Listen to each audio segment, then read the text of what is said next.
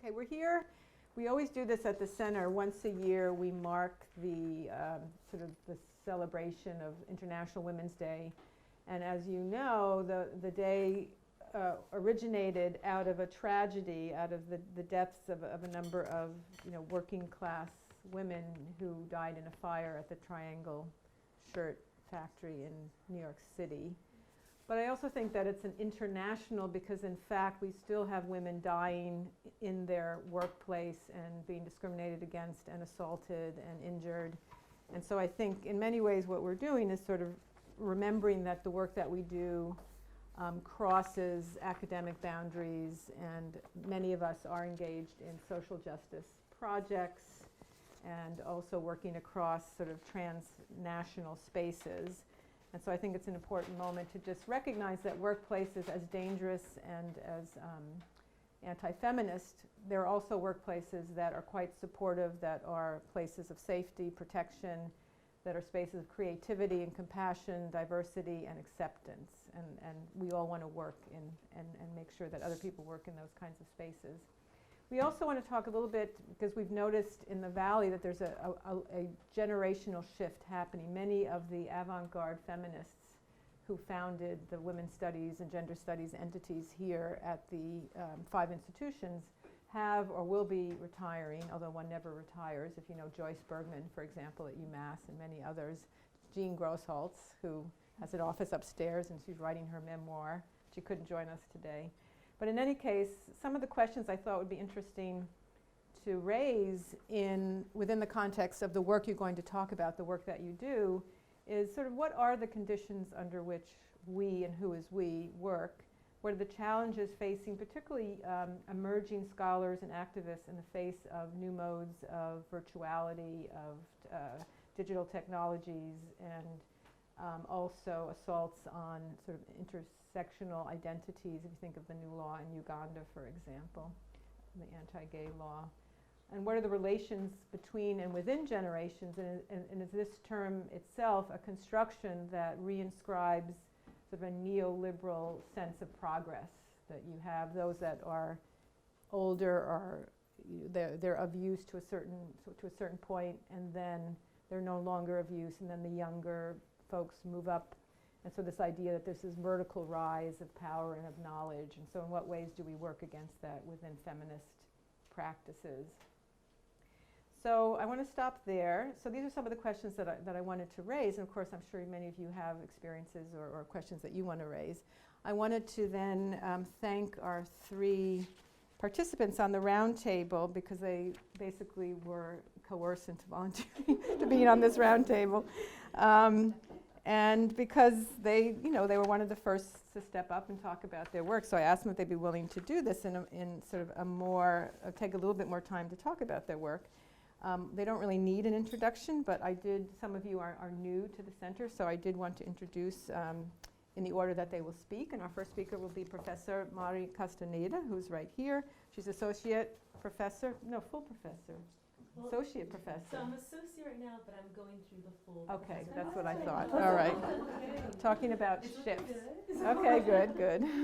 All right. So, in the Department of Communication at UMass, she's also the Director of Diversity Advancement for the College of Social and Behavioral Sciences at the university.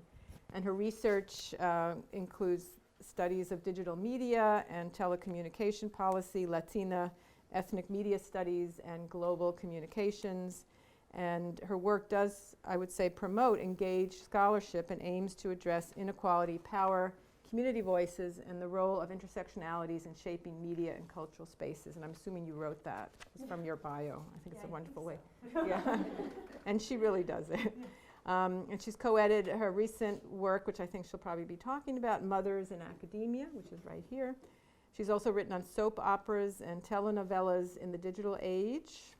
And she's one of the co-founders of the New England Consortium for Latino Studies, which is a wonderful, fairly new organization. And she's also the director of a learning community, feminist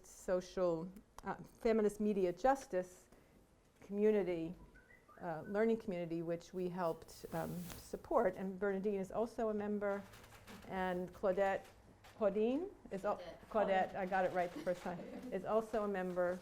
And I think Mari might say a few words about that, or in the conversation if you have questions about that bridging of sort of academic work and community-based learning.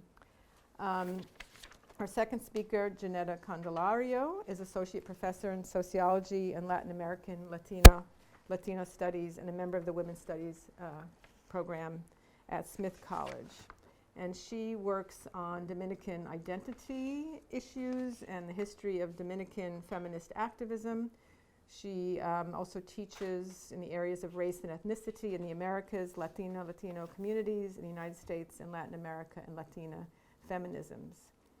She's written on issues of Dominican racial identity, from museums to beauty shops, with the really intriguing title, Black Behind the Ears. She's also edited a volume on gender studies in the Dominican Republic in Spanish. I'm not sure if it's been translated into English. No, not yet. And she continues to work on Dominican feminist thought and activism. And she also serves on a number of editorial boards, including Meridians, which you know has been based at Smith, Feminism, Race, Transnationalism, also Ethnic Studies, and Latin American and Caribbean Ethnicities. So our third speaker has a 5-college appointment in film studies, and she teaches beginning and advanced video production at Mount Holyoke as well as Smith and UMass. So she in some ways represents what's happening in that people are being nomadic in some ways, or being hired to teach in multiple institutions, and that has both pros and cons, as many of us know. Her creative work ranges from experimental narrative to documentary, and her documentary, The Forest for the Trees, tells the story of her father, Dennis Cunningham's role as lead attorney in environmental activist Judy Barry's civil case against the FBI, in which the FBI was found liable for First Amendment violations in a jury trial for the first time in American history. So here we have another sort of generational genealogy that's being, and it also, the film, The Forest for the Trees, premiered at the Human Rights Watch International Film Festival in New York, and was also on the Sundance Channel's Green series. And she's also shot a series of short films, both 16 millimeter and digital video, that have been screened at various film festivals, international, ranging from the East Coast to the West Coast. And she's also part of the learning community, as I mentioned, and she's going to show us one of her films. So without further ado, I'm going to turn the floor over. And again, this is sort of an opportunity to talk about the issues, and then we'll open it up. And then I hope many of you, when you raise a question or a comment, will also preface that by telling us what you're working on or what you've just accomplished. Okay, and your name. So thank you.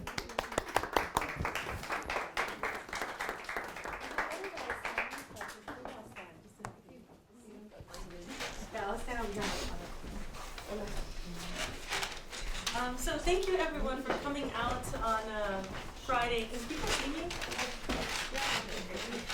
For coming out on a Friday evening. It's really great to see such actually a wonderful crowd of people. Especially since after a long work week, I know that sometimes it's a little bit tough. You're like, here. Okay, you brought me here. My daughter. We have champagne afterwards. So the thing that I just want to I'm going to be just spending the small amount of time that I have talking about Mothers in Academia and the book project itself, just because I think that it really does speak to the issues of working conditions that a lot of us are working under, and what are some of the issues that were sort of emerged as a result of that project. Originally, the project actually emerged when I was in graduate school. I was finishing up or entering my second year, and in the fall of my second year, found out that I was pregnant with my son, and I only have one son. And when I was at UC San Diego in the graduate program, there were very few resources, and very few of the faculty knew how to address the issue of me eventually becoming a parent while also being a graduate student. Because the culture in that department had been that graduate students didn't have children. During the graduate program, many of them had children when they went on the job market. Interestingly, I should actually clarify that the women did not have children. The men did have children, and so I was. And I was also younger in the sense that I was 23 years old. You know, I started very young in the graduate program. I was 22, and so here I was 23 years old and going to be expecting a child, and had reached out to faculty to find out, what are some advice you can give me, role modeling and so forth. And a lot of the feedback that I received was, maybe you shouldn't do graduate school, maybe you should give this up. And some of it was also very racialized, that's so typical Latinas. Of course, you have to have a baby, kind of things that I was receiving. So that really, having that experience and that reaction in graduate program, I mean, luckily my mom's like, they're not going to run you out so easily. So you are not going to quit, and I'm going to help you, and we'll figure it out somehow so that you can continue with the program, and also, eventually had Miguelito. So when I started here as a new faculty member, assistant professor, my son was 5 years old. So he had just turned 5. I was 29 years old, starting as a new professor. And again, thinking and searching for role models and resources in order to think about, how do I do this academic work while also parenting? And again, actually found more resources at that point in terms of support and guidance, but there were still a lot of sort of issues that were sort of brimming up for me, but also for a lot of people that I was engaging with. So this particular project, really has a long genealogy that began with my own personal experience, and that in fact shaped how the project itself sort of emerged. I also co-edited the book with Kirsten Isgro, and Kirsten Isgro was a graduate student in our department in communication, also was a graduate student in the Women, Gender, Sexuality program at UMass, had a graduate certificate. And when she was wrapping up her program, she had twins. So she was wrapping up her PhD, and I was starting this project, and I approached her and asked her if she would want to join me in wanting to do this project together, because at that point, I had also had various conversations with graduate students as a result of a grant that I received, and was developing workshops and just sort of support groups. And a lot of women were still saying, there aren't a lot of resources. I'm still getting a lot of feedback that maybe graduate school isn't for me, and that maybe academia isn't the way to go. So the 3 areas of emphasis that the book really emphasized was, we wanted to map academic motherhood and also motherhood itself. Because we really saw what was happening with mothers in academia as also part of a conversation of motherhood in the larger context, in terms of working life balance, also thinking about the working conditions that a lot of women are sort of engaging with, but also mothers. And so that's one of the areas of emphasis was, mapping academic motherhood. The other thing that we wanted to do, because a lot of literature that was out there and a lot of the work that had been produced, although was somewhat first-person accounts, really didn't have necessarily the political orientation and urgency that we wanted to take. And so we also utilized testimonio from the Chicana Latina feminist praxis to really think about, how do we sort of gain knowledge and create new knowledge through personal narratives, but that also are politically oriented. So testimonio was the other method that was used in the collection, and again, using it as a framework that didn't necessarily mean that it was only emphasizing Latina experiences, but in fact we have a whole range of women coming from a variety of racial, ethnic backgrounds, class positionalities, and also in terms of their positions at the university. So we had undergraduates, graduate students, a former chair of a department, full professors, associate professors, assistant professors, and then also folks that were describing their experiences, for instance, being on the job market while being pregnant, or being a single mother while also going through the tenure track, or being an associate professor with a child who has a debilitating illness, or also how to navigate adopting children while also being in an academic context. So we really wanted to diversify and really have a whole range of different experiences that were not necessarily being represented. So testimonio became one of the areas of emphasis. And then the last thing that we really wanted to emphasize was this notion of fostering a campus culture of care. Because a lot of times when we think about mothers in academia, folks, some of the responses have been, well, that's great for mothers, but what does it mean for fathers? Or that's great for someone that has children, but what about me? I don't have any children, and I'm working in an academic context.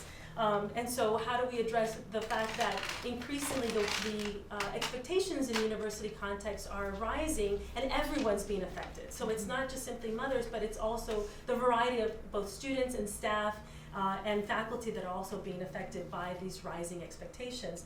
And so really thinking about utilizing mothers as the impetus, but really thinking about a campus culture of care was really the thing that we were trying to grapple with through the project.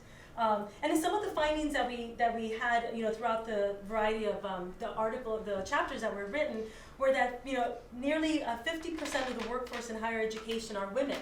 And so as we have more self-identified women in these spaces, what are the working conditions for those particular folks? But particularly, over 65% of those are actually working mothers.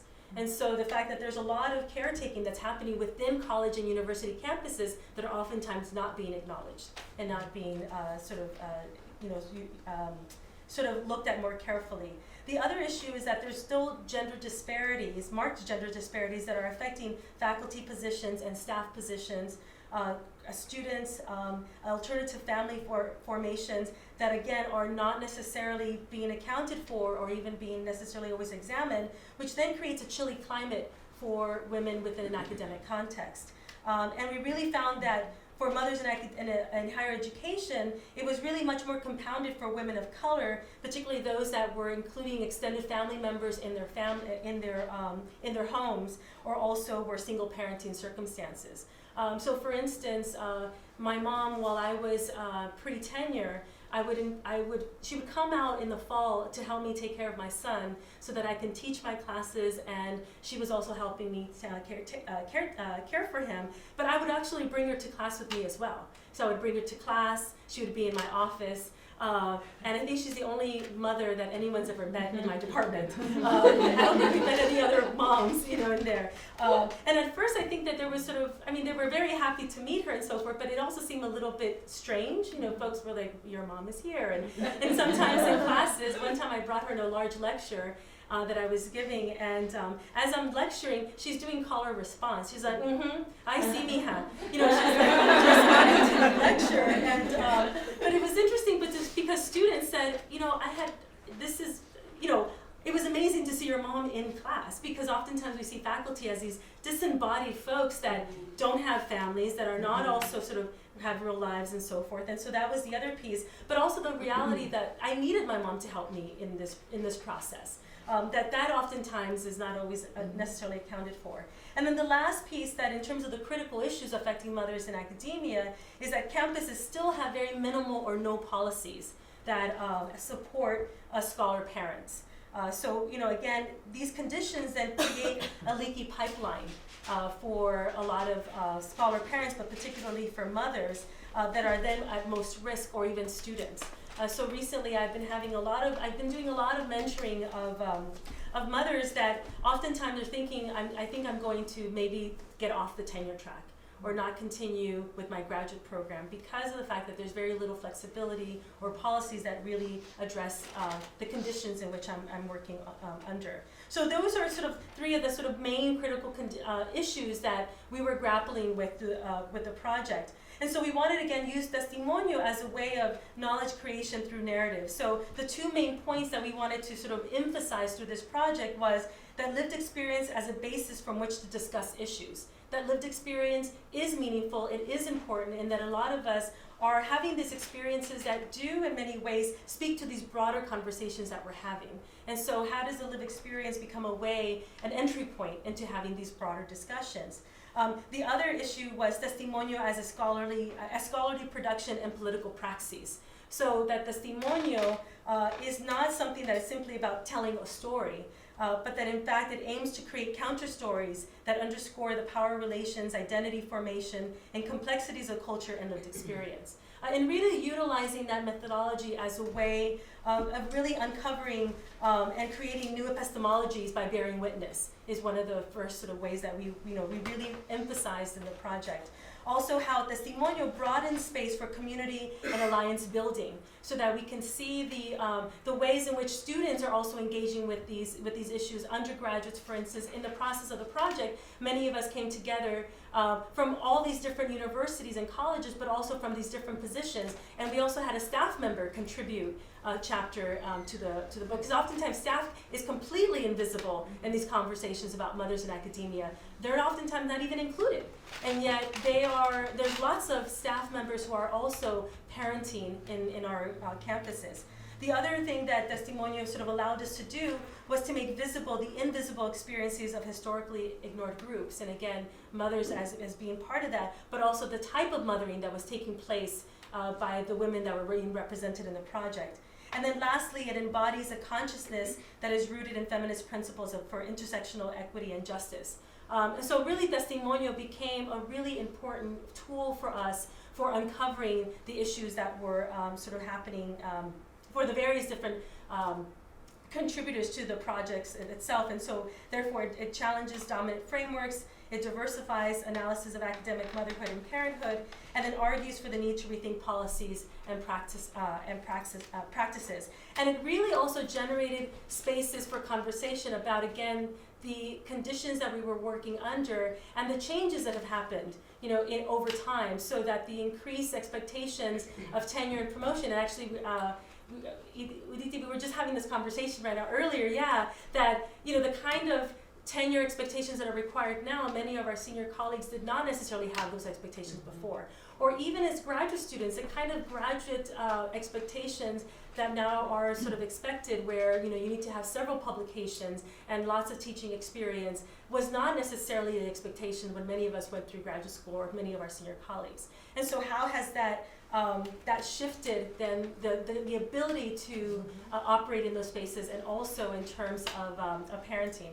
And so I wanted to just close really quickly by just doing a quick read, just a little small section of one of the pieces that I feel really gets at what we were trying to do with this particular project, particularly with regards to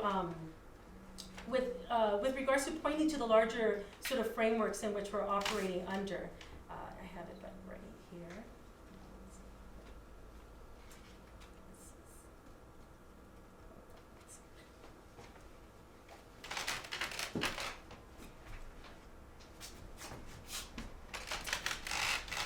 Okay, so this small piece that I'm going to just read from is by Larissa Mercado. She was a doctoral student at UT San Antonio, and actually now is an assistant professor at Cal State Fresno, and she had 3 children in the process of going through graduate school. And I think what's important is sort of like in terms of what she talks about, the other thing that we wanted to acknowledge was also the kind of privileges that we do have in some ways, like acknowledging what are the privileged positions that perhaps as graduate students we may have that staff may not always have, or that faculty have that students don't have. And so really thinking about the fact that simply because, for instance, as she was acknowledging as a woman of color, oftentimes people think, oh, therefore you have very little privilege. And she was pointing, well, there's some other ways in which it's operating that I think it's important to acknowledge. And so this small piece here is titled, Support Mothers Change the World Toward a More Inclusive University. Now as I finish my dissertation on a Ford Fellowship, I reflect on my journey as a mother scholar and the challenges and privileges that I have experienced along the way. I was a teaching assistant on a low-paying fellowship, but I was also married to a spouse who could work full-time. I had to pay for 3 kids to go to daycare, but the daycare was on campus and was affordable compared to other childcare providers in the city.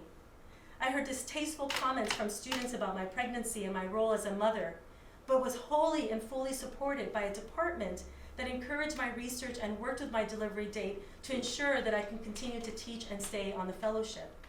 My ability to breastfeed my daughter and receive the support of my department colleagues during this time significantly contributed to my feeling of satisfaction as a mother and a scholar, which further enhanced my scholarship and productivity and my willingness to stay in academia. In a discussion of Anne Crittenden's book, The Price of Motherhood, Why the Most Important Job in the World is Still the Least Valued, in my women's studies class, a student asked, what can universities do to support mothers? And so while looking at my pregnant student shifting her belly to the side while she sat in an old one-armed desk, I responded, Well, what does your desk suggest about the typical university student? The typical student, first of all, is not pregnant.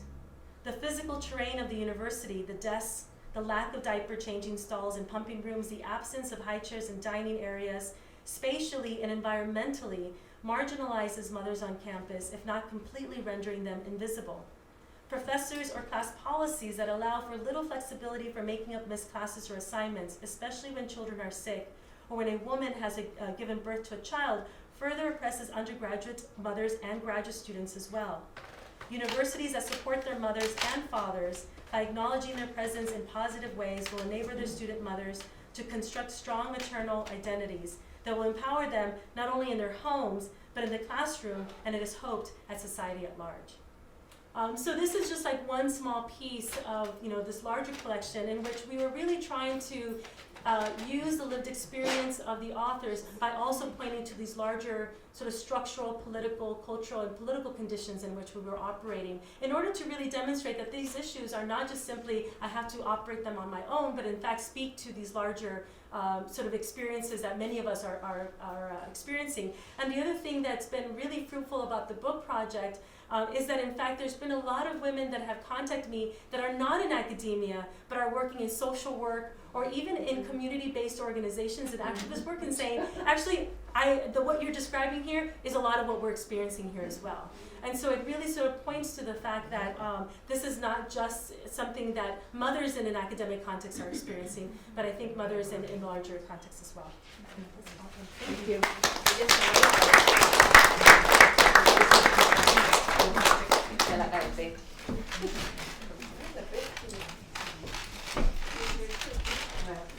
Thank you, Madi. So you reminded me, I want to say a few things about what you said, which is when you were talking about your mom on campus with you, I brought my mother to campus and had her speak to my students actually to give testimonials of her experience under the Trujillo dictatorship. And when I've taken my students to New York and New Jersey for a field trip, we've met with my mother in the hometown that I grew up in. So, sort of really very purposefully constructing this woman who's a Dominican immigrant woman in her 70s as a source of knowledge, right, of oral history, with her accent, right, and with her very humble demeanor. So that really resonated for me when we were talking about your mom on campus. And the other part of that is that I actually went to school with my mom. My mom went to Rutgers University in the 70s under the AFDC program's entitlement to higher education, including a 4-year degree up until Reagan, so that my mother and I graduated together. I graduated 8th grade and she graduated Rutgers University in North. So to me it was really normal that children would accompany their moms in college. So I have always told my students that they should bring their kids if they need to. And this semester, as it happens, I have 5 Adas in one of my classes. All of them are moms. And already we've had 3 of their children come to the class because of illness or snow day, which we've had many of. And the kids are in the classroom as we're having this conversation, and I'm seeing my traditional students getting really kind of uncomfortable and irritated by the fact that these are children, babies, who are going to make noise. And so at one point I had to stop and say, we are so grateful to you for bringing your children here and reminding us that we are part of a larger community and that we owe the women who nurture us a great debt. And all of you. So I think there's a lot of pedagogical and political labor that mothering and mothers do to kind of unsettle, right, our taken for granted norms about, and this is your conversation about epistemology, about where knowledge arises and what kind of classroom is the most productive one, right? It's not necessarily a quiet, unidirectional one, right? It can be a really messy, disrupted one, and it should be often. So thank you for telling those stories. And in some ways it gives me another entry point for talking to you about the book that's on the poster, which is not new. Okay, it's not a new book, although that's what was being asked for. It was actually a book that was published in 2005, I think, and it was published in the Dominican Republic by the First Center for Gender Studies and FLACSO, which is the Facultad Latinoamericana de Ciencias Sociales, the Latin American Social Science faculty. that was established by UNESCO in the 1950s as part of its kind of broader cultural work against racism and against genocide, in the aftermath of World War II. So Santo Domingo has one of the, I think, 7 or 8 FLACSO offices in Latin America. And I was there on a Fulbright in 2003 in the immediate aftermath of an 8-month court case with my ex-husband, who I was in the process of divorcing when I got the word that I'd been granted the Fulbright that I applied to. And then immediately launched me into a custody battle and contested my right to remove my kids from the United States in order to do this Fulbright project in the Dominican Republic. And which I won after expending a lot of tears and money, unfortunately, and entered into this joint appointment with the Center for Gender Studies and FLACSO, ostensibly to work on converting my dissertation into what would become my book, which is Black Behind the Ears. But along the way of doing the work, of taking it from the dissertation to the book, and continuing to do research on the elements of the dissertation that were really embarrassingly weak, I was thinking more and more about the central role that women specifically, as well as gender, play in the construction of a racialized national identity discourse and set of practices in pedagogical institutions like the museum, but also like the beauty shop, right, which was a site of a technology of the body that was not only gendered but highly racialized in the Dominican Republic and in the United States Dominican communities. So I started looking around in the Dominican Republic, in the bookstores and in the archives and in the Center Library for women's studies research. So I'd walk in and say, okay, ¿dónde están los libros que tratan sobre la mujer? And inevitably I'd be directed to books written by women, collections of poetry, literary collections, novels, but not women's studies books. And so I'd have to explain, no, that's not what I mean. I don't mean books authored by women. I mean books that deal with the role or place of women in society, women's history, et cetera, blank stares. This despite the fact that I was working with the Center for Gender Studies, which I knew had a very dynamic gender studies, women's studies faculty that was writing books and articles and participating quite actively in national and international academic conferences in their respective disciplines. So how is it that there wasn't a recognition in the institutions related to the kind of production of knowledge, such as bookstores and libraries and so forth, of this field, right? And the fact that there were scholars in the Dominican Republic doing this work. So some of you may know that the Fulbright requires that you engage in some kind of teaching or public presentation of your work. So after a few months of that sort of repeated frustration in a lack of understanding, even in the bibliophile community about what women's studies was, I proposed to the director of the Center for Gender Studies and FLACSO that we put together a conference to showcase the work of gender studies and women's studies faculty throughout the Dominican Republic, including graduate students who were doing the Gender and Development Diploma at the center. And they agreed, they felt that that was a great idea. The problem was funding. So I said, well, I can probably get some funding from the Fulbright people, and we can make this work, we can put this together, and this will offer a platform, which raised some really interesting issues. One of them was that the Fulbright is funded by the State Department. And for Dominican women's studies scholars who were universally self-identified feminists, many of them not only anti-racist but anti-imperialist feminists, many of them who had participated in the founding of the Dominican Communist Party, the Dominican Socialist Party, and had been directly involved in armed confrontations with US Marines who invaded the country for the second time in the 20th century in April of 1965, and had a really clear commitment about not participating in any way in US State Department activities,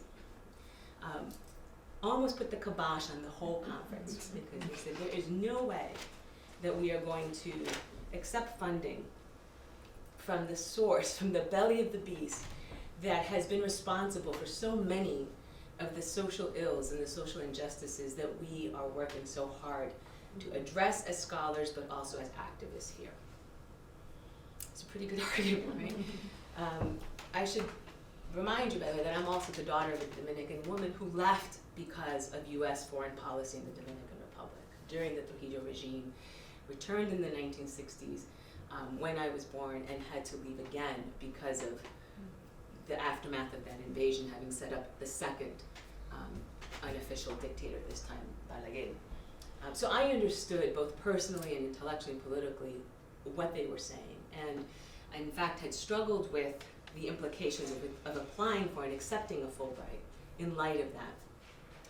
But I decided that I would consider the funding from the State Department for myself, and that I would suggest this framework for them to accept or discard as they saw fit, that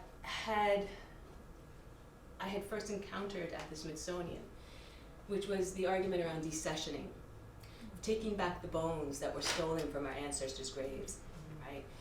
Which is the language that Native Americans have been using in relationship to places like the Smithsonian, which supposedly were established to provide a democratic public history culture that would be accessible to all, but that was deeply rooted, right, in a system of colonial extraction and glorification of slavery and of patriarchal domesticity, but always encountering the contestation, the counter-narrative, right, the call to justice, and this idea of taking back, right, what had been stolen, and of redistributing some of the resources that had been exploitatively extracted from our community, was the way that I justified to myself. Perhaps it was rationalizing, but it felt to me a form of poetic justice, that the daughter of a woman who'd been forced to leave her homeland because of a dictator that was established by the United States government would come back around,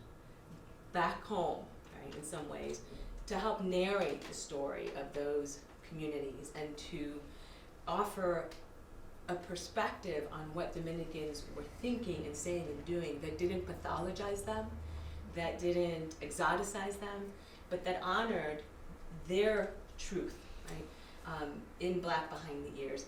And even more so in this conference, right, that would give a platform. And so the way I saw it was, we're gonna eat and drink and spend 2 days together at a hotel on their dime.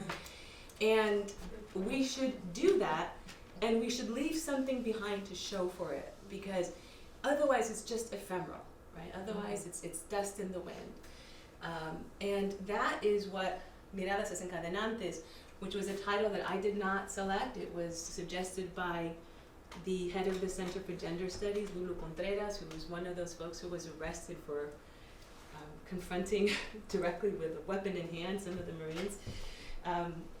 That should be the title, and what it means is unchained looks, and it really evokes this idea of, there's a famous photo of her directly confronting a U.S. Marine, just nose to nose, right, in her very pretty sort of 1950s dress with her coif, but it was, really a stunning image, and that in a lot of ways is what the women at the conference were doing, and I felt a commitment to editing their work and collecting it. I didn't edit it in the sense of changing it in any way, just really collecting it and organizing it into the themes that emerged from the conference itself, writing a very short introduction to contextualize the work, and making sure that it actually appeared somewhere and that I could walk into those same bookstores that I had been to 2 years before that, in 2003, and say, here's the first book for your women's studies shelf, okay?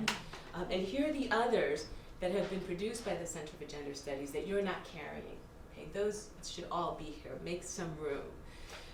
And I'm happy to report that in the aftermath of that first conference, there have now been 4 other conferences on gender studies in the Dominican Republic organized by the center, and 1 other collection that anthologized selections from those presentations. So that, I think, to me, captured some of the conditions under which we work, right? The sort of complexity of the transnational relationship between academies and between states that those of us who belong to multiple societies have to negotiate and navigate. There's another part of the story which I hinted at when I mentioned that I went through a very protracted and distressing 8-month custody battle with my ex-husband, which was that having finally arrived in January of 2003 with my kids, who were, by the way, a toddler and a preschooler, very little, because I had my daughter 2 weeks after handing in my last paper for my coursework in graduate school, so she was born right, perfect timing. She's a dissertation-friendly baby. And my son, 2 years later, 22 months later, I was already entering as a single mom. And I assumed that I would be completely capable in Santo Domingo of doing exactly what I had done at home in Holyoke, because I lived in Holyoke, in terms of buying my own food, feeding, making the food for the kids, running them around from place to place, and daycare and so forth, and that I would absolutely not participate in the system that is very normal in the Dominican Republic of hiring a housekeeper, whether live-in or a day worker, to take care of the domestic work for me. I was not going to be that feminist, scholar, which is very common in Latin America. And within 3 weeks, I realized that We're in it. my best intentions notwithstanding, the infrastructure just didn't allow for me to do what I did at home. It just wasn't going to be feasible. So I gave in, and I hired someone who would come to my house 3 days a week only. Right, this is all my rationalization. 3 days a week, from 7 a.m. to as soon as you finish. I don't need to be waited on when I get home. You don't have to receive me at the door. None of those really disgusting rituals of servitude in the domestic sphere that professional women in the Dominican Republic exact from women who support them at home. And that I would pay her U.S. rates, right? Again, on the idea that I was going to be transferring some State Department money to Kenya's family, while still allowing myself the material support that I actually really needed, right? In order to be able to do the work I went there to do that extra research, to write that book, to prepare the conference, to produce a second anthology, and also to actually mother my children, to be present to them. And I have to say that in the absence of that very material support, which I have never again had since then, I know that I would not have been able to accomplish what I accomplished in 8 months over there. And for what it's worth, I continued in the years after to send money to Kenya the way I do to other family members, right? To express ongoing gratitude for the way that her domestic labor supported my professional development, right, and my capacity to earn over the long term. The other thing that was critical was that in the Dominican Republic, unlike here, whether it was New Jersey when I was in graduate school and working at Rutgers, or here in Northampton, I had access to a child care and school that opened at 7:30, did not try to make you feel guilty for being a parent who needed to drop off your child at 7:30, fed them breakfast, taught them reading, writing, etc., gave them lunch, and then had all the extracurriculars right on site so that I could pick up my kids at 4:30 or 5 and not have to run around to 15 different places and pack lunches and do all that unrecognized taxing labor. So that by the time I did bring my kids home, I could just sit down with them and have a meal and really enjoy them. Having produced all day, right? Even if it meant just reading something, right? So that was really critical. Ironic that the Dominican Republic, which is the third world underdeveloped country, provided in some ways more structural supports in the form of that school norm than Northampton did and New Jersey did. So, which is not to say it was neutral, it wasn't. There were issues there too, but I don't want to take up more time. So I wanted to say that I only have one copy of the book, but I do have CDs of the book, the page proofs from them. So I'm happy to leave those, and if you'd like one, you're welcome to take one. The book is available also at Smith. It's all in Spanish, as it should be, and no, I'm not translating it, because it's not really intended for English monolingual folks. It's intended for people who can read the Spanish, I'm sorry to say. Finally, I'm also working currently on a project called 100 Years of Feminisms, 1865 to 1965, that emerged out of that first work, with 2 co-editors, one from Pomona College, one from Xavier University, that's being published by the National Archives of the Dominican Republic. And then on my own book in English on that history, and that maybe will come in the next 5 years. So thank you. Thank you.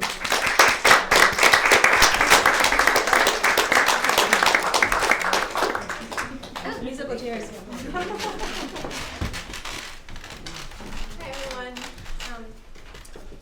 So I just wanted to thank my co-presenters, and it's an honor to be up here with you two tonight, and great to hear about your work. And also thanks to Karen and to Nairi for having this event and for inviting me to share work. So I thought that what I would do is actually show a short film. It's from a longer project that I've been working on. That is, it's a bit of a departure for me. My film that Karen mentioned, The Forest for the Trees, is very much an activist documentary that profiles an activist and is sort of, in a way, meant for an activist audience. This film, or this series of short films, is it's just made in a very different mode, and I actually haven't showed anything from it anywhere yet. So this will be interesting for me to share tonight. And basically, it's a series of short films about practices around death and dying. So funeral arts, I guess, is how I've been describing it. So there's this piece, and then there are 2 other short films in the series. And it really has, I mean, it's about death, so it's about life, so it's also about motherhood and birth and everything. But it's been so interesting listening to you two, because I had a baby this summer, and I've been collaborating with Madi, and it's been so amazing to have you as a collaborator, because we're co-teaching a class this semester, and she's like, bring the baby to class, just making me, it's really, I didn't end up bringing him because the class goes past his bedtime, but just, But you brought him to lunch. I brought him to our working lunch the other day. He's been at a couple of our lunches, and just this feeling of like, yeah, you get to be here, with your whole self and with everything that's going on in your life, and we're gonna be here with you. Like, it just means a lot to not feel like I have to figure this out and somehow hide it and make it, and not impose on people the fact that my life has totally radically changed since I last saw you, when we were working together. Yeah, my partner sprained her ankle. So it's been an interesting return to academia. And interestingly, you'll see that the subject of this film mentions in the film that she was a mom as a graduate student. So anyway, I'll show the film, and and the other thing, you both talked about your mothers, and I was just thinking as we were sitting here about International Women's Day, and it just made me think about my mother, because she really brought that date to our attention when I was growing up, as she was involved in the women's liberation movement. So this day always makes me think of her, and she died when I was pretty young, and her death in a way inspired this project about death and dying. So, okay, let's see if I can get it to play. It's about 10 minutes, this piece. And I guess we should probably turn it off. I bequeath myself.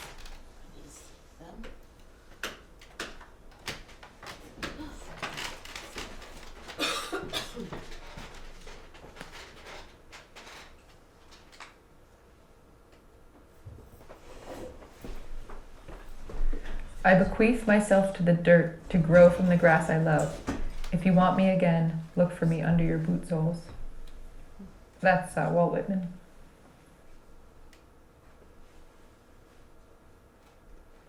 I think actually the minute my youngest was born, I realized that he was growing up and I was growing down.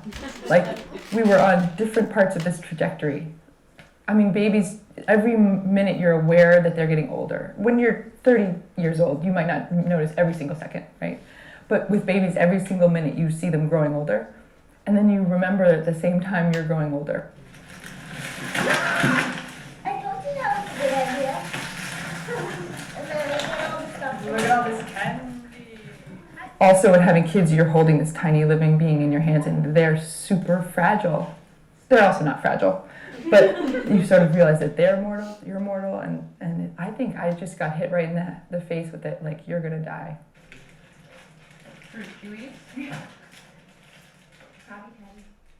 So, I started architecture school after I had Riley. So I was already feeling older than the average grad student or student in general. And so I wanted to have decay, especially because as builders and architects, we don't really usually like to think about the things we build falling back down again. But the minute you build something, it's started to unbuild itself, basically, the second you're done. I was also thinking about just what do you do with bodies when people die? And what I realized right away was there was no one solution that was meaningful or even appropriate for me. The final parting gesture that so many Americans make is oddly toxic and unnecessarily toxic. And I think it's almost purely because we just don't really have the ability to think clearly when someone we love dies, and we just can't make the decisions that we might make otherwise. About 50% of Americans are buried in the conventional way currently, and that entails embalming, and it entails almost always a concrete grave liner, and then usually a hardwood casket. The entire conventional burial process is cloaked in the idea of protecting your loved one from the earth and from decomposition. So it couldn't really be farther from what I'm doing, actually.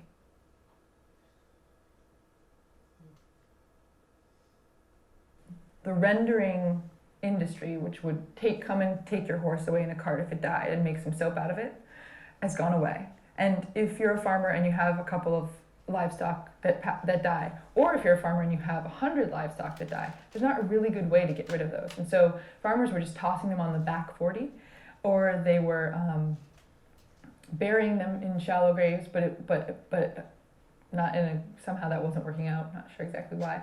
And so these universities started researching composting of livestock.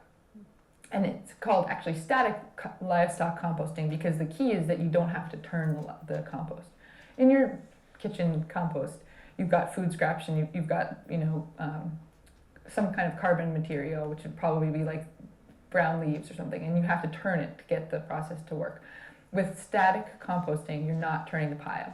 And you can imagine if you have a full-grown steer, you don't want to be turning that pile at all. You'd rather just have it sit there and compost. So the way it works, and the amazing thing for this project was it's all been documented by these universities, is you basically lay the cow down on a pile of wood chips, because wood chips and sawdust are both very high in carbon, and the livestock and humans are high in nitrogen content, and you want the perfect mix there. And then laying another layer of wood chips over the body, so you've got essentially what would look like a mulch pile on the ground. And then in 3 months, the flesh is completely gone. And in a year or two, the bones have decomposed as well. The wood chips fix nitrogen from the air. And so in the end, what you have is this very nutrient-rich, nitrogen-rich compost, like a finished, like humus, like a loamy soil builder. Recently, I think it was last year or the year before, the moment happened when more than half of the world lives in cities. I don't know if that can or will be reversed. I think we might be going down that road for good. So at the same time, arable land is declining, and topsoil is being degraded or eroded and disappearing. And it takes a long time for topsoil to be remade. So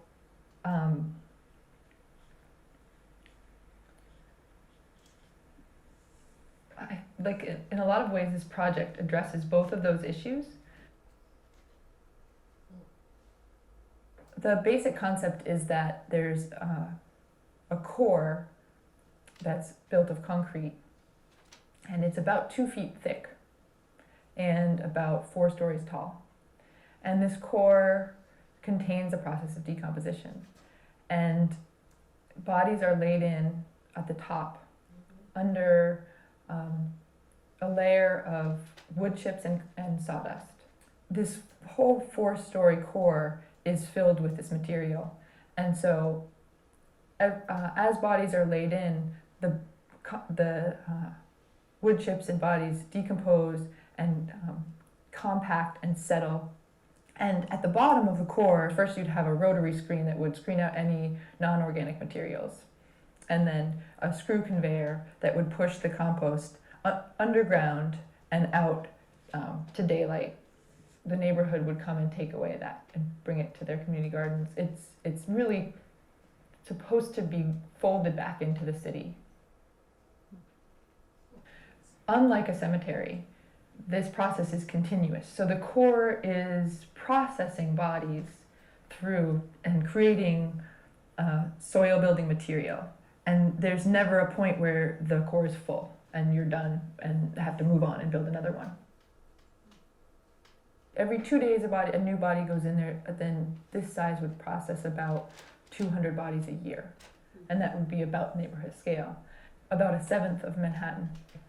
And this is assuming every single person who dies wants to go in one of these cores, which may not be true. The bodies are brought in the back door, which is here. And there's, so this here is the more of the, there's offices and restrooms and a kitchen, because part of what happens in this design is that you would have a celebration or a memorial service afterwards. So the bodies are brought in the back door here, and there's a space where they can be kept cool for up to 2 or 3 days, a refrigerated area. And then on the day of the ceremony, they would be brought to the 3rd floor, where they would be met by loved ones and a death midwife, and wrapped up inside on the 3rd floor in the shrouding room, which I envision as a warm, comfortable, close and small space, because that would be a hard thing to do. So then, let's see. So the rest of the mourners who aren't wrapping the body come in the front door, which is here. And the first thing that they see is this 4-story concrete core. So there's ramps wrapping the entire core up to the 4th story. Mourners meet the body at the 3rd floor of the ramp and then carry the body the rest of the way. At the top, there's a catwalk system that allows access to just a part of this field of wood chips. And mourners would actually rake back the wood chips, lay the body in, and cover the body up again. Once the laying in is finished, the ramp system continues out, and this, by the way, is glazing here, so these are glass walls, and this is glass down here. And so you would come out and suddenly find yourself in a much lighter area surrounded by windows and looking over the finished compost itself. And then and you'd have this grove of trees, which would change at the seasons, but would again remind you of the growth, the new growth that happens, that sort of comes from this process, your loved one decomposing, turning to compost, and conceptually becoming part of these trees and part of the city itself. So the landscape design also includes this stair ramp, and the ramp is especially important because it encourages people with wheelbarrows or carts to come through from the community, from the neighboring community gardens perhaps, to come and get this finished compost. Because actually, one of the important things is that this is a continuing system, that every few days a body is laid in, and every few weeks the screw conveyor turns and the finished compost comes out. And that's dependent on the compost being used. It's not just what's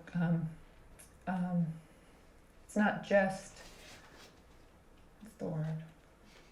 Symbolic.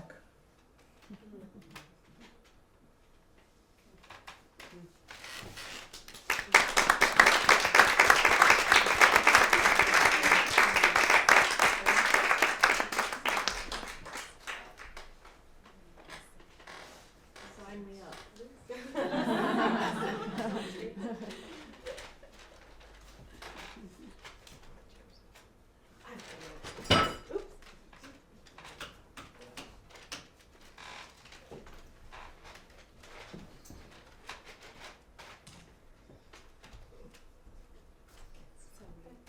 So that's it? Okay, great, Yeah. okay.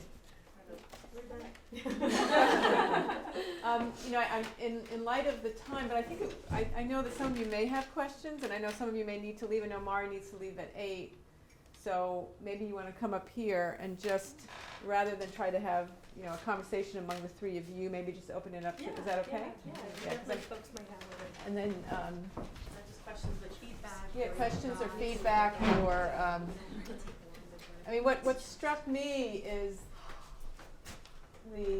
how well these three presentations worked together, even though there was no planning for that. And for me, it has a lot to do with sort of rituals of care, and to what extent the environment in which we work actually recognizes these rituals as valid, and who validates them, and to what extent what's being passed down from one generation to the next, and in what ways our culture is being subverted, or when I think of younger faculty who have these great innovative ideas, but they're having to conform to a particular departmental or institutional set of habits, and at what point then do you undo that sort of learning of habits and go back to habits that you came with in the first place, that were actually rejuvenating, and sort of this constant process of, in some ways, composting, sort of moving these things around. And then again, of the genealogies that take place, and the family structures that are also replicated within the institution, and to what extent certain family structures are, again, validated and others aren't. And what we do as feminists to make sure that multiple forms of familying, or of mothering, or of fathering, I mean, all these terms that we use, but also of living and dying, are also part of the institution, and not something that gets done outside of the institution. So I just wanted to, that's something that struck me, some of the connections. But why don't we just open it up, and I'm sure there are other people who, you might have something to contribute from your own work as well. But so, and then there's this poll here, or this column, so just yell or raise your hand. And I know we can't all see everyone, which is odd, but that's the way it is. So please. Yeah, go ahead, Elaine. Alana, sorry. Yeah. So I'm a UMass graduate student, and a department that has nothing to do with any of this. But What department? I'm in speech language pathology. Okay. But I was curious whether any of you know anyone who's encountered caregiving issues with older parents, and whether those are met by the university with the same kind of consideration that you would hope, or whether they tend to fall short. I'll just respond really quickly. Sure. Yeah. Well, that's one of the reasons why we also wanted to promote a culture of care, because a lot of folks are caretaking not just necessarily children, but spouses, parents, friends even. I mean, actually, there's a couple of friends that are helping each other out because one of them is very sick. And the university does, I mean, at least at UMass, as a result of FMLA, for instance, folks can take that time. There's been several colleagues that have taken time out to caretake for their parents that have been very, very ill. But again, how do those policies get implemented?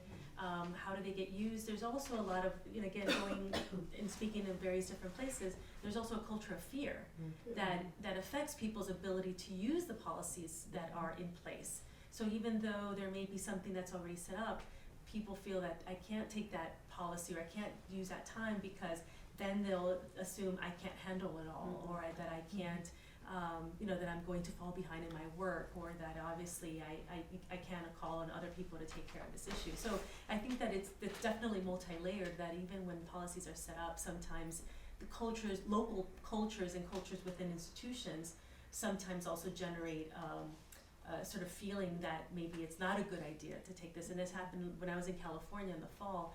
I went to visit a couple of universities and folks were saying, yeah, we've got these great policies, but then there's these sort of undercutting passive aggressive comments that folks will hear about, well, if you take it, that's great for you, but then that's going to affect X, Y, and Z. Or even graduate students were getting that kind of feedback as well. So I think that those of us that are in those places though do need to push back and challenge, why the policies are in place but not necessarily utilized, or encourage faculty to take them, and then also have their back when they do, or students, and so forth. I saw Laura's hand up in chat. Yeah. I was just going to chime in on this a little bit, that, FMLA is unfunded. Yeah. And parental leave at the university, because of the union negotiation, is funded, but it's funded through sick leave. The amazing fact I learned is that almost every faculty member, by the time they retire, donates a year or two of unused sick leave, right? So we're not even taking time off when we get sick, and that goes to support that. But I think that the care leave will stop the clock, for example, for caretaking, but it's unfunded as well, right?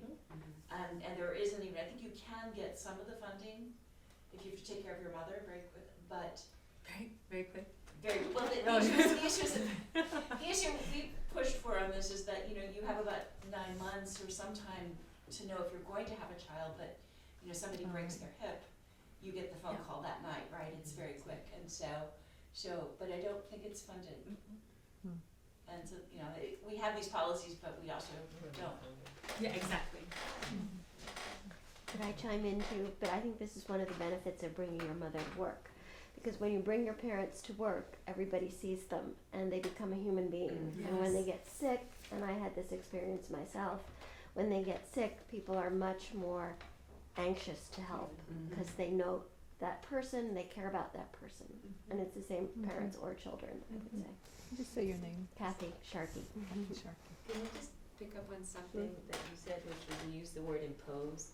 I don't want to impose my baby on people in the department, And I think that for me that signaled a fundamental problem, which is that we've been encouraged to privatize our families, right, and to privatize care work, and to think about our parents or our children or our spouses as our personal problem, right, rather than understanding that this is a collective social responsibility. Children are not a private good, right? Parents are not a private good. And even though we are the ones who most directly benefit from those intimate relationships with our children and with our parents, the fact of the matter is that we have a collective social responsibility, and we deal collectively with the social consequences of failures to care for one another. So I think the insistence on bringing our babies, bringing our parents, bringing our whole selves, right, as you said, Marty, into the spaces that we work in is not just for our well-being, but really to rehumanize again and again and again those spaces, to remind people you're part of a greater thing, and we are all responsible for one another. It's just fundamental, right? But we've been encouraged to think of our messy selves, right? All this stuff as an imposition, as unfair burdens, very similar to the discourse around welfare, right? Social welfare programs, and it's the whole neoliberalization of the family, which is perverse and insane, frankly. So I think we need to absolutely not participate in that. I just wanted to mention that Bernadine and I, along with Demetra Shabazz and Martha Fuentes Bautista, are co-teaching a class called Feminist Media Justice. And from the beginning, we really wanted to implement and practice a feminist, intersectional feminist practice feminist praxis in how we were going to collaborate together, develop the class, teach the class together, and that included all, bringing all these aspects, into our lives, and also thinking about how do we also do that in our research, not just simply in terms of teaching, not just simply in terms of the service that we're doing, but also in our research itself, and sort of embodying that. And I think that that's also a bigger challenge because of, again, the institutional structures that we operate in some ways.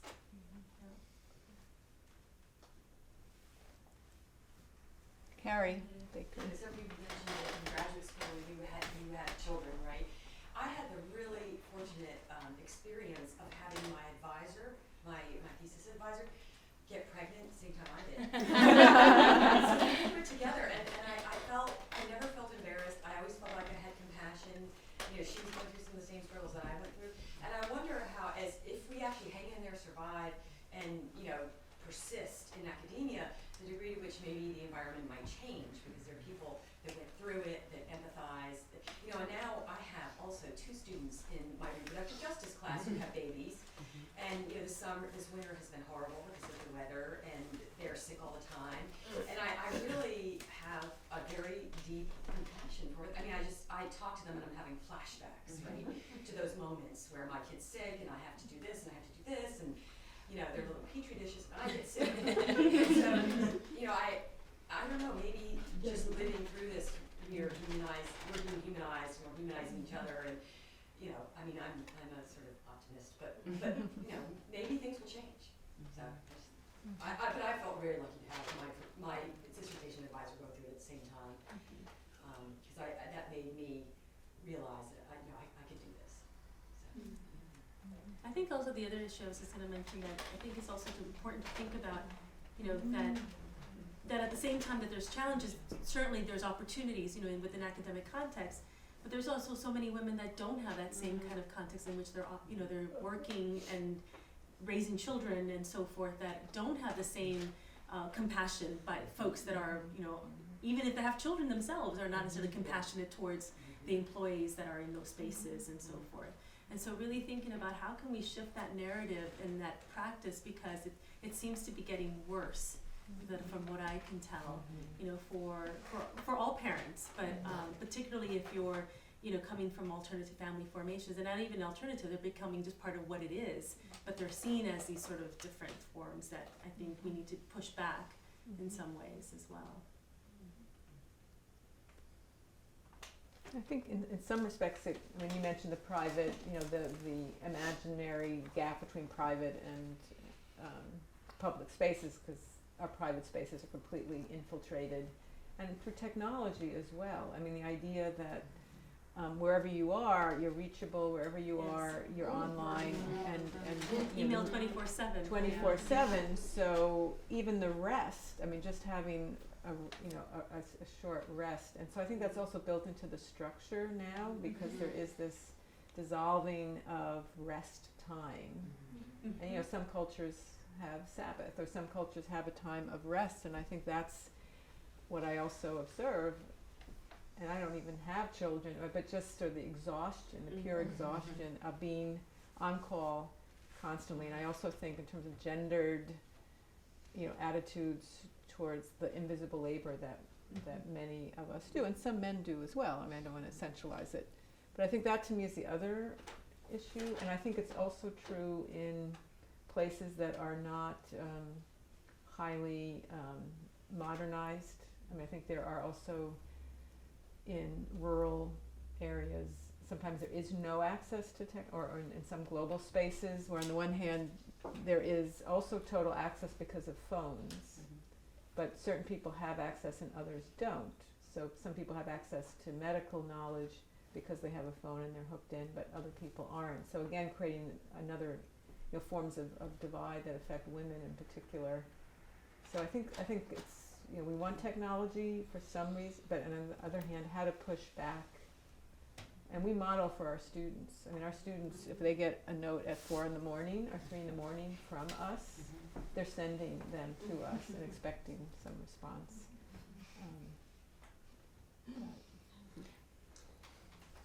So, Can you just say your name? Yeah. Marisa. Yeah. I just was wondering, what are your thoughts on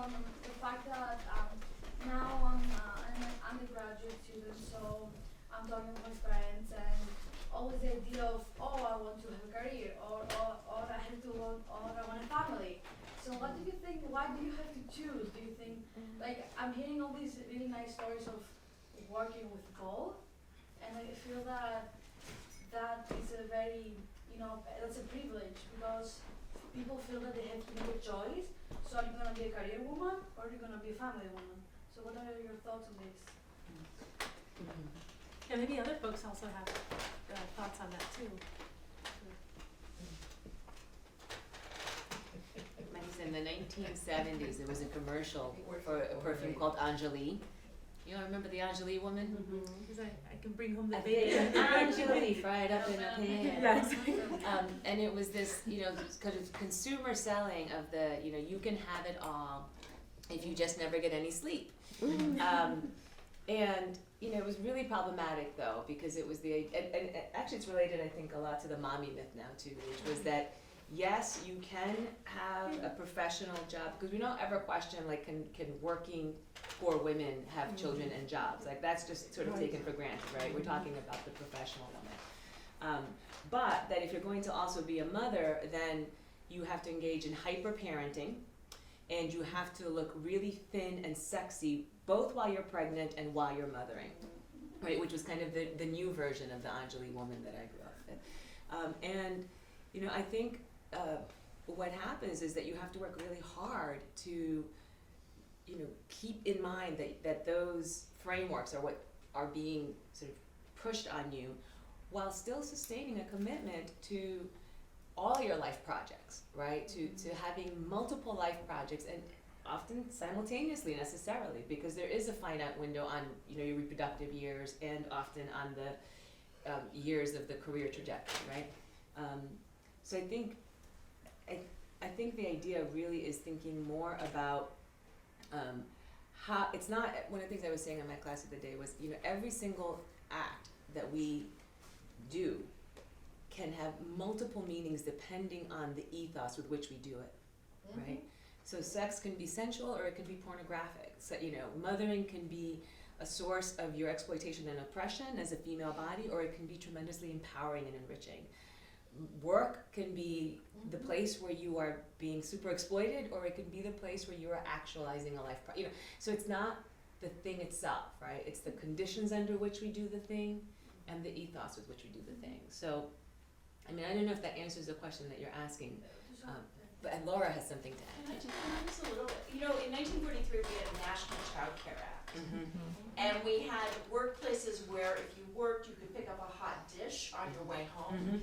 And it's because during the war, we needed women in the workplace, and we accommodated their lives. And what happened is when men returned from the war, we knew that we didn't have enough jobs, so we had to pull women out. We wanted them still in the workplace, but we wanted to pay them less, and to have them, sort of work part-time, right, which meant they weren't benefited. And so you get this narrative of choice, right, between work and family that really gets sold in the 50s. And I think we're back to a moment, 15 years ago, we were talking about, states were actually talking about childcare funding, right? And in fact, 2 states in this area actually decided to subsidize state childcare. And what happened is, I think we're now talking about outsourcing professional jobs. We're getting anxious about employment and male employment, and we're making it so that young women like yourself are hearing that you have to make a choice, and not that the structures that we have are created to force that narrative on you. And what I see is a lot of young people resisting that. So we have younger people coming, having babies in college, right?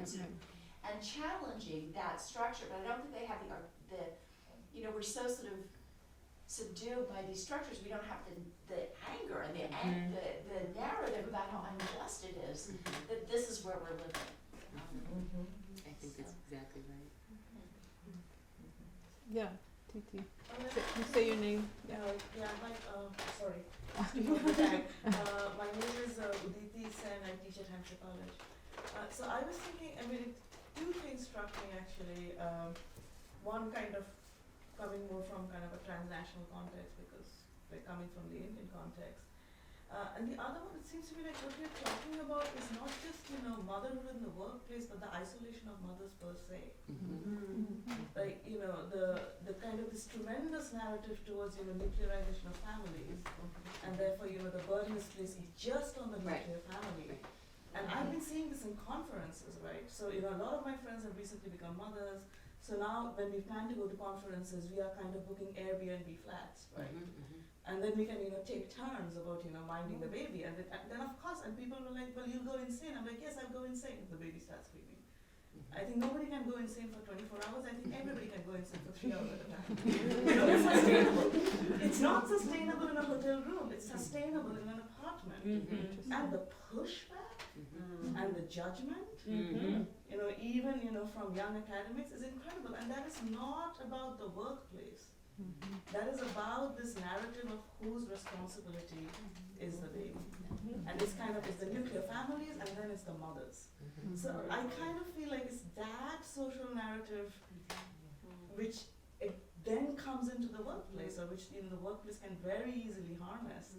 And I've also been looking at social isolation of mothers in terms of links to alcoholism.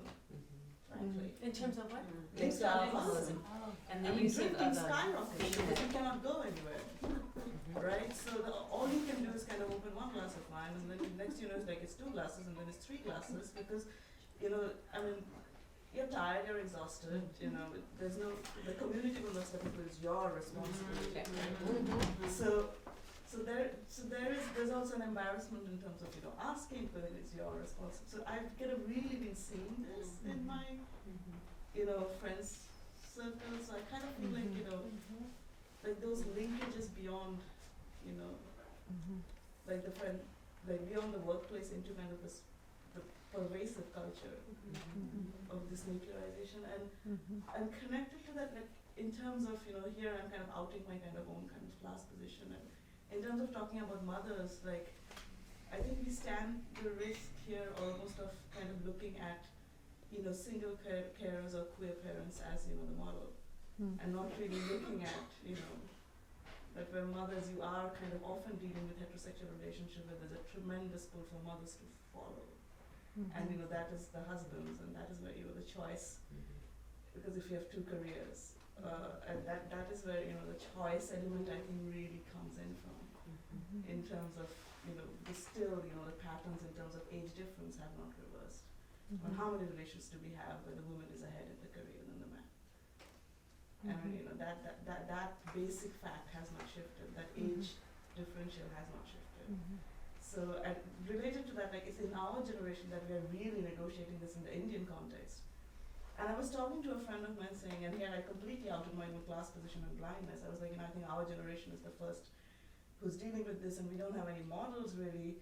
And she was like, well, you could just ask the maids. Right, that's what I meant. But I was like, I died on the maids. I was like, but it's true though. Yes, it's true. That's what so I think there's something to be said about, also being aware of the class position of this conversation, and maybe we could ask the women, who've been dealing with this forever. Like the women who've never had this choice. Over, protecting their bodies, choice over when they become mothers, or choice to even stop working, and to have someone to care for them. And so that's kind of the other thing I was thinking in terms of motherhood. And also the emotional labor, and people have written about this, that the housekeepers do for their middle class, upper middle class employers who are women who are isolated, and so here's someone who's also having to bear the brunt of the the emotional labor, not just of her own what's going on at back home and in that household, but being the caretaker for her employer, because that employer is also so that's the it's What's just the name of the atrocious. Made in America. Can I just add to that? Have you all ever read Dorothy Smith? She's a feminist sociologist, Canadian originally, who taught in the United States, and she wrote this wonderful piece on the standard North American family that basically lays out the kinds of invisible labor that mothers do, for example, to support an increasingly privatized public school system and defunded public school system as co-teachers and cultivators, considered cultivation, the whole Annette LaRue thing, which is one of the reasons, by the way, that I adamantly reject the term parents, because really we are 90% of the time talking about mothers, okay, who are doing this work, which isn't to say that some fathers don't or whatever, but the empirical fact is that it is mothers, right, who are doing all of that support work. Although there are increasingly some folks that don't want to identify as mothers either, right?